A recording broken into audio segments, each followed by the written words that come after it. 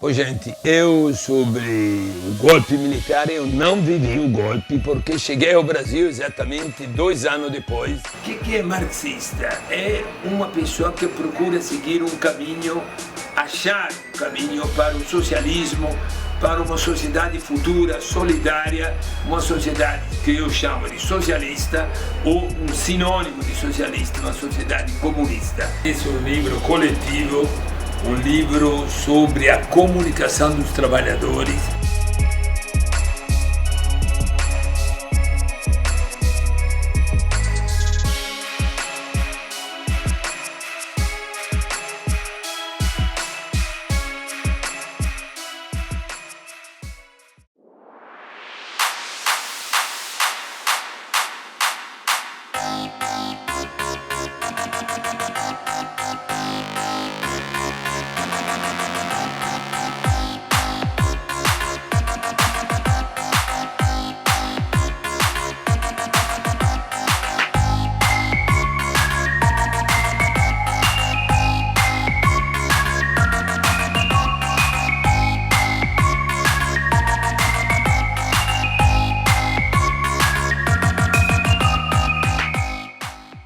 O Fórum de Comunicação da Classe Trabalhadora realizou dos dias 23 a 25 de setembro de 2015, em Florianópolis, Santa Catarina, o terceiro Seminário Unificado de Imprensa Sindical e o primeiro Encontro Nacional de Jornalistas Sindicais.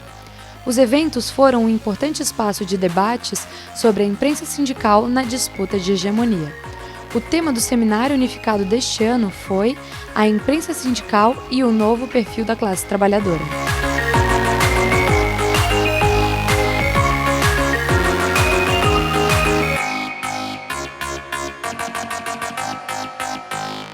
Na primeira mesa do seminário, composta por Cláudia Costa e Cláudia Santiago, foi discutido o papel da imprensa sindical na mobilização da classe trabalhadora. Assistamos suas opiniões e a de outros profissionais sobre o tema. Hoje eu vejo uma imprensa sindical atuante, né? Temos diversos sindicatos, diversos jornalistas sindicais, mas ela tem novas possibilidades de se comunicar com os trabalhadores via esses novos meios de comunicação.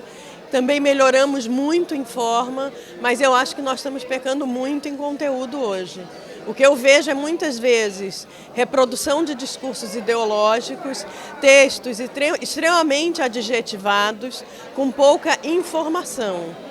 O que eu acho que poderia melhorar é justamente nisso, né? Talvez nós retomarmos uma imprensa sindical que foi feita começou no final da década de 70, se reproduziu por 80 e logo depois, em que havia um tripé com a presença do trabalhador, do jornalista e do dirigente sindical. E hoje, para a gente fazer frente a um conglomerado de comunicação que é baseado no monopólio, na massificação da informação, na manipulação, na colonização ideológica da mente das pessoas, para fazer frente a esse império da comunicação, nós precisamos criar um contrapoder que seja baseado também numa rede de solidariedade, que pode estar fundamentada nessa ideia de uma comunicação da classe trabalhadora, mas desde que tome como princípio que a classe trabalhadora é uma categoria muito ampla, porque a nossa comunicação tem um caráter privatista. Não há espaço nas redes sociais para a gente exercitar o jornalismo, efetivamente, né? Nem enquanto jornalistas sindicais, que é o mote do evento que a gente está participando, nem como jornalistas da imprensa comercial, né, da grande imprensa, porque são espaços que geralmente têm um perfil mais visual e mais factual no sentido do imediato. Então, com o imediato você não consegue aprofundar determinadas questões. Eu vejo a comunicação sindical hoje refletindo o momento político de hoje. Precisa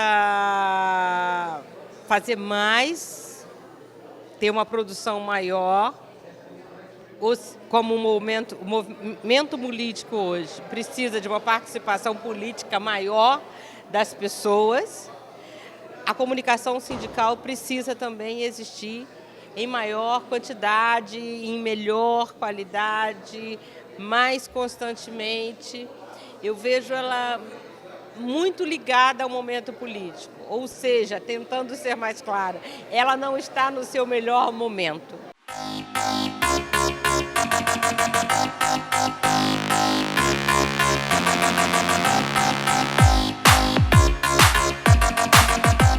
O seminário discutiu a realidade do jornalismo em um mundo de redes sociais.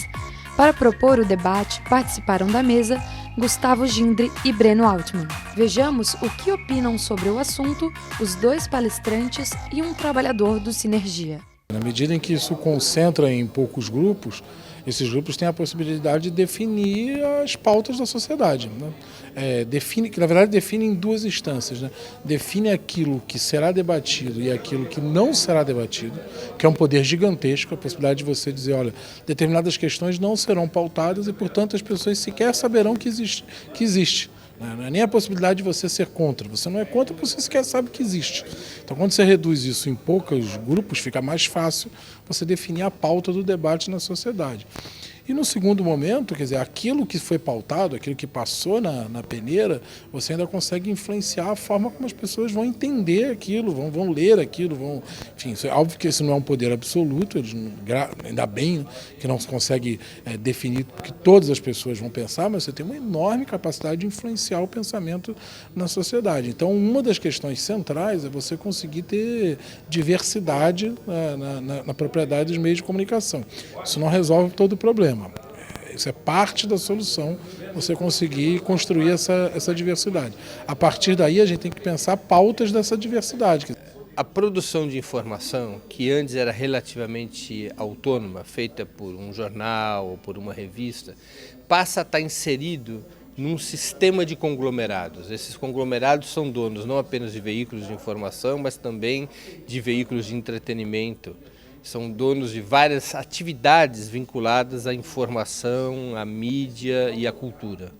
E esse encadeamento leva a um amortecimento da independência da informação. Vou citar um exemplo.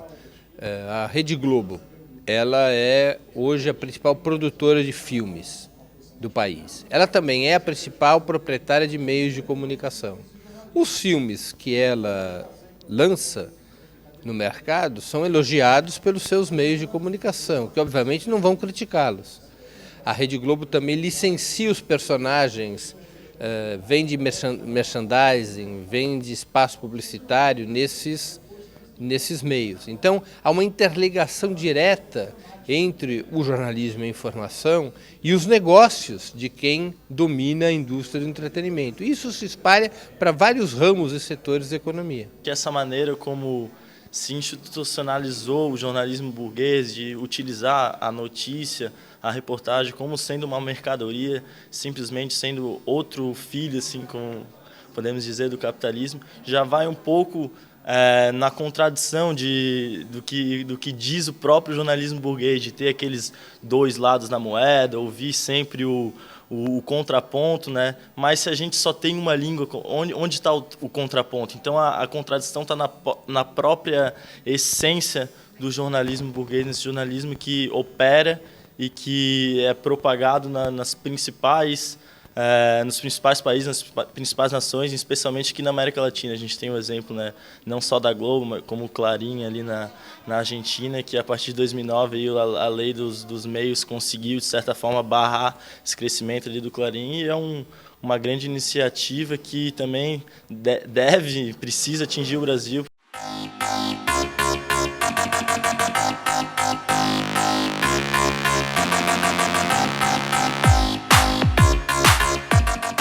Nos 3 seminários que já realizou o Fórum de Comunicação da Classe Trabalhadora de Santa Catarina, o tema que relaciona os movimentos sociais com a disputa comunicacional no Brasil sempre esteve presente.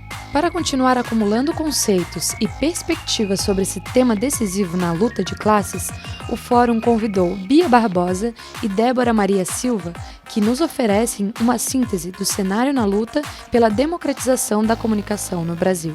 Para conseguir avançar na luta pela democratização da comunicação no Brasil, é uma própria consciência da sociedade brasileira em geral de que a comunicação é um direito fundamental.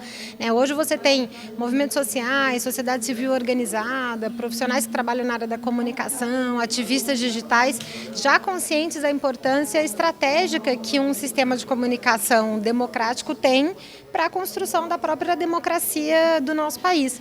Mas esse debate ainda não chegou para a sociedade brasileira como um todo.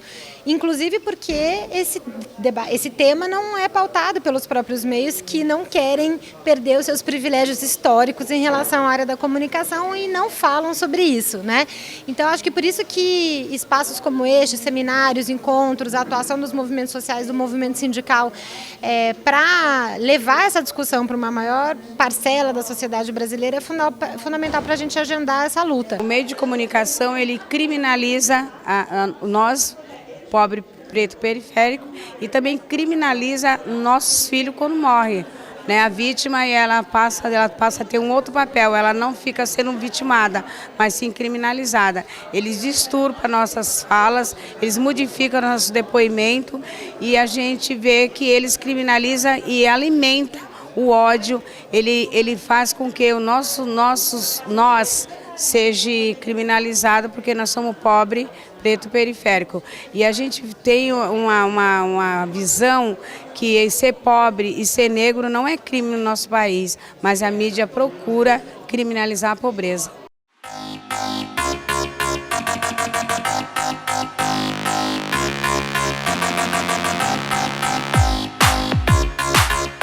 As condições de trabalho atual dos jornalistas na imprensa sindical é um tema de extrema importância, já que nem todas as categorias organizadas e seus dirigentes conseguem compreender o papel do jornalista sindical, prejudicando dessa forma o desempenho do profissional e da comunicação.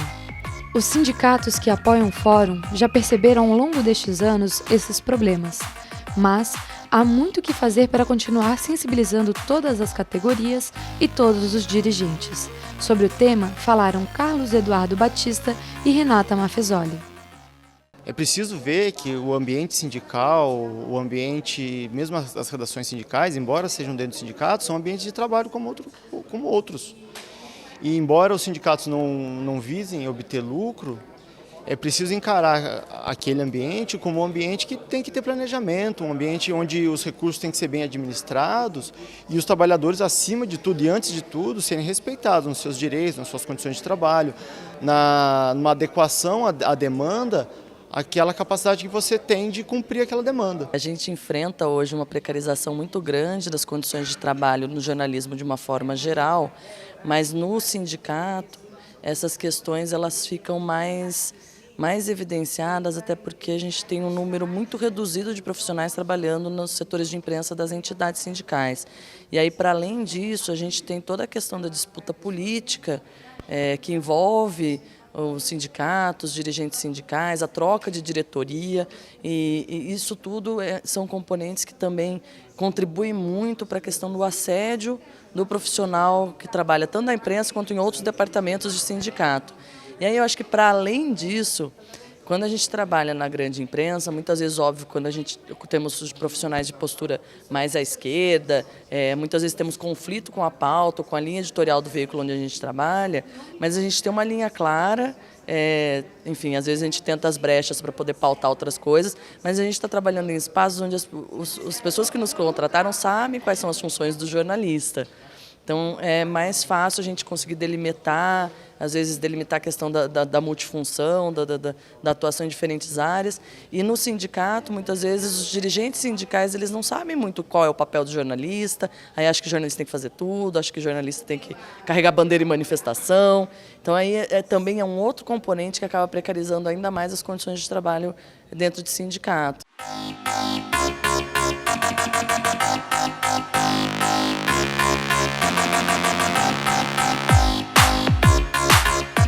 A Pátria Grande sempre esteve representada nos seminários organizados pelo Fórum.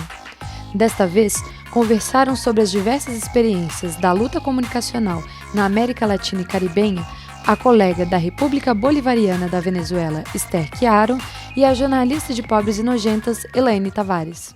Bueno, fíjate, Venezuela vive un momento difícil. Creo que es la apuesta que hace el imperialismo aliado con la oligarquía venezolana para acabar con la revolución bolivariana. No es la primera vez que en Venezuela se vive una situación así. Hoy esa misma oligarquía no lo dice abiertamente, pero sí está aplicando estrategias de sabotaje a la producción, de sabotaje a la economía. Quisiéramos hacerle un llamado a los trabajadores brasileños, grandes transnacionales como Procter & Gamble, Colgate-Palmolive, por poner dos ejemplos importantes, están importando a Venezuela mucha producción de detergentes, productos de limpieza y productos de aseo personal hechos en Brasil. Estamos convencidos de que hay mecanismos de defraudación tributaria desde en esos mecanismos de importación, como ya fue denunciado hace algunos años en Argentina. Bueno, le pedimos allí el apoyo solidario de los trabajadores y los periodistas brasileños que nos ayuden a investigar con qué mecanismos estas transnacionales están atentando contra el pueblo venezolano y contra los trabajadores en general. Los periodistas, creo que como en todos los países del mundo, somos parte de la sociedad y por supuesto hay periodistas que están perfectamente alineados con los intereses de las oligarquías y hay periodistas que estamos militando en la revolución. Los que nos toca esta tarea de militar en la revolución, pues primero estamos tratando de fortalecer los canales alternativos. En Venezuela hay un movimiento vigoroso, importante, de medios alternativos que creemos que hay que seguir fortaleciendo y mecanismos que la revolución nos ha dado afortunadamente a través de leyes como la ley de telecomunicaciones que ha limitado y ha regulado el tema de las concesiones del espacio radioeléctrico para radio e televisão. Penso que não só a imprensa sindical não fala de América Latina, a própria imprensa comercial também não, né? Da imprensa comercial a gente até entende, mas a imprensa sindical precisa mudar, né? A América Latina é a nossa pátria grande. Mas por que não falam? Porque nós somos um mundo colonizado, né? É muito mais fácil eu saber o que disse Chomsky, o que disse Bourdieu, do que eu saber o que fez Simão Bolívar, por exemplo, nas guerras de libertação, quando a primeira arma que ele botou atrás da sela do cavalo foi uma prensa, né? Porque ele dizia que precisava semear palavras por essa América Latina. Ou seja, Simão Bolívar, jornalista, né? Che Guevara, jornalista, né? Criou a Rádio Rebelde em Cuba, que até hoje está aí. Então, assim, as pessoas que realmente entendem que precisa mudar o mundo, que é o caso dos sindicatos, elas precisam entender que o mundo é maior do que o umbigo da gente, da questão laboral, né, que tem um universo da cidade, do país, da América Latina, que nós precisamos nos conhecer, que nós precisamos saber quais são as dores e os problemas dos trabalhadores bolivianos, venezuelanos e de Trinidad e Tobago, entende? E isso é um esforço que a gente precisa fazer. A avaliação dos participantes sobre o seminário e a opinião dos membros do fórum são de grande importância para poder assinalar os rumos que o seminário deve tomar nos próximos anos. O que ninguém duvida é que o seminário que organiza o Fórum de Comunicação da Classe Trabalhadora de Santa Catarina já está consolidado. Esta ferramenta de debate e acúmulo para o aprimoramento e a melhor condição de trabalho dos jornalistas sindicais procura o benefício do povo que produz a riqueza, dos setores sociais mais atingidos pelo sistema e dos homens e mulheres excluídos do Brasil. Com certeza, né, a gente está apostando tudo que a partir deste seminário a gente consiga um novo momento, né, para todos os tipos de mídias, né, principalmente essa questão, na questão da democratização, né, e em meios alternativos de comunicação, como são as rádios comunitárias. Precisamos de mídias alternativas, né, que fortaleça, que leve o trabalho do sindicato e que leve essa informação à base, que deixe a base com a informação correta e não a informação que é construída e deturpada pelos meios de comunicação comum. O seminário, além de ele ser necessário esse ano, ele teve temas bem abrangentes e ele, na minha avaliação, ele está sendo o essencial, né? Aquilo que a gente queríamos.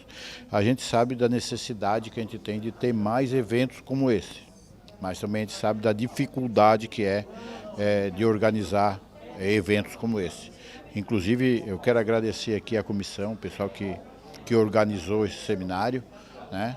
Porque a gente, apesar de ter a necessidade, mas ainda talvez as pessoas ainda não se ativeram da necessidade que é a gente discutir a comunicação dos meios da organização popular e sindical.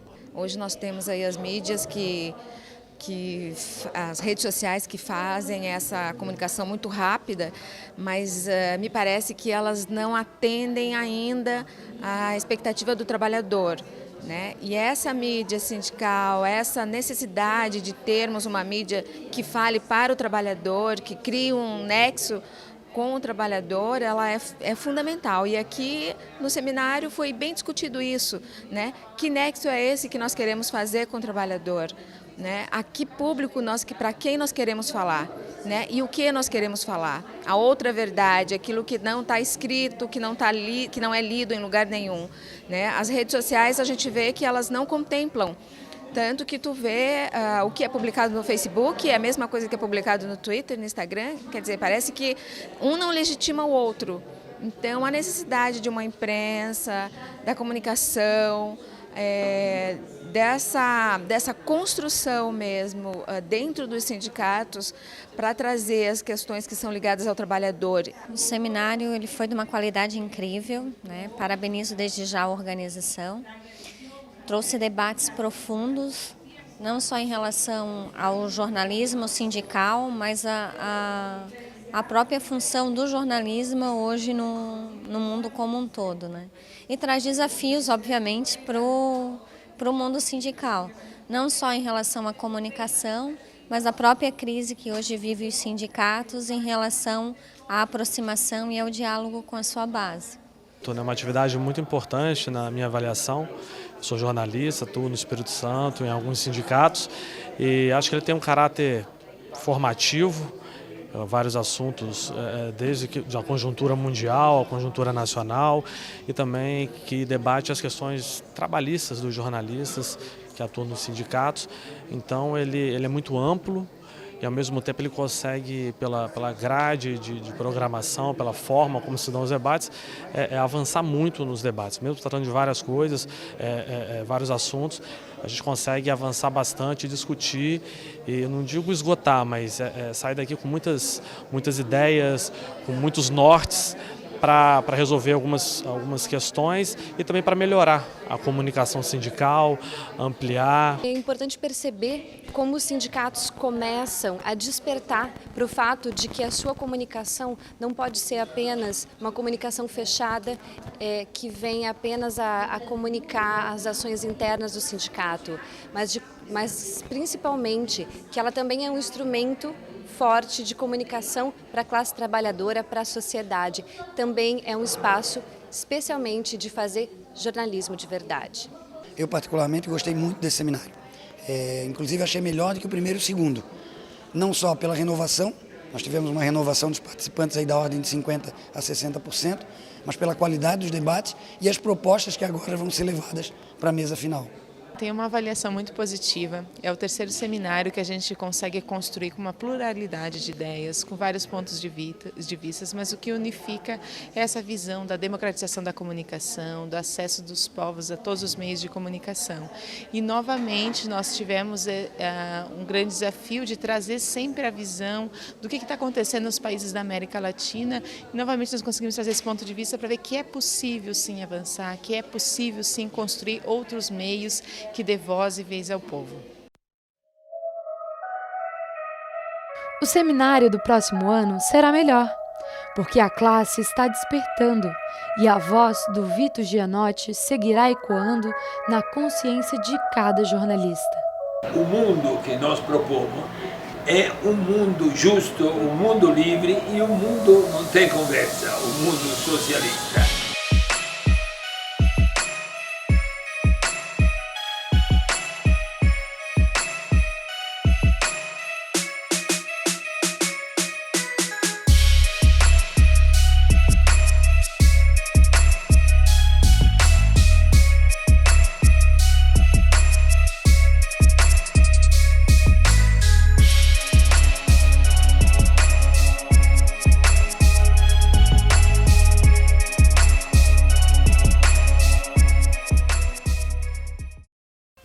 Obrigada por acompanhar a nossa produção. Para conhecer outras realizações da Cooperativa de Produção em Comunicação e Cultura, acesse nosso canal do YouTube Desacato Vídeos. Venha junto!